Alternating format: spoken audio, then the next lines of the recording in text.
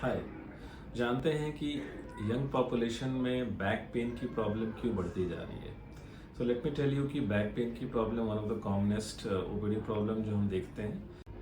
हाय। जानते हैं कि यंग पॉपुलेशन में 80% of the population, adult population जो है, उनको अपनी लाइफ टाइम में कभी ना कभी बैक पेन एक बार होता है। और 80% of the population, adult population जो स्टैटिस्टिक्स देखें तो थर्ड डिकेड यानी 30s में हमारे बैक पेन होने की प्रॉब्लम सबसे ज़्यादा होती है।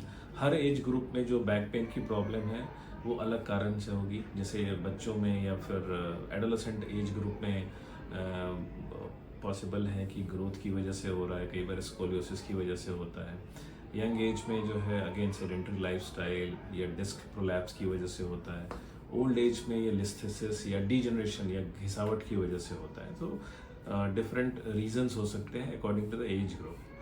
बट अगर हम बात करें यंग पॉपुलेशन जो सबसे ज़्यादा अफेक्टेड होता है, those in between 30s and 50s के बीच के जो लोग हैं, वो जनरली ऑफिस गोइंग पॉपुलेशन है, जहाँ उनकी सेडेंटरी लाइफस्टाइल है, जहाँ उनको डेस्क जॉब है, स्क्रीन पे घंटों काम करना पड़ता है। ऐसे में जब वो आगे झुक कर बैठते हैं तो उनकी मसल्स जो स्ट्रेन हो जाती है, नॉट जस्ट लोअर बैक की but upper back and neck की भी।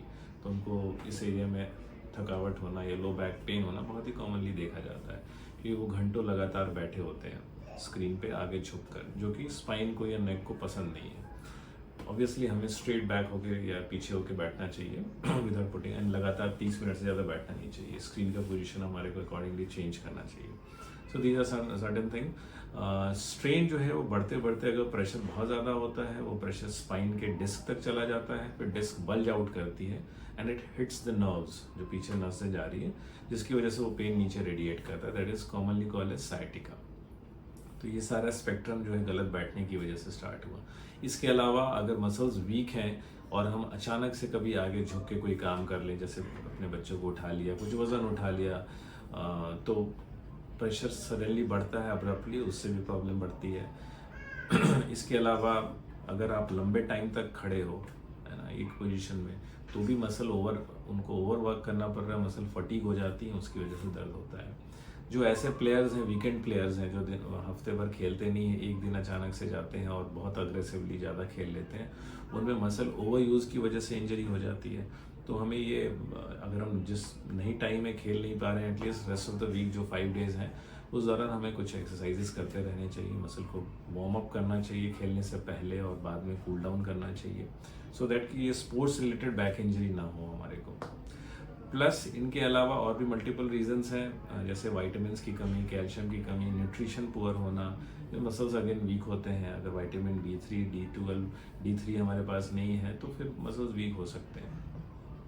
सो regular exercise, nutrition, posture correction, ये सारी चीज़ें हैं। कुछ और भी फैक्टर्स हैं जिनको कहते हैं साइको सोशल फैक्टर्स।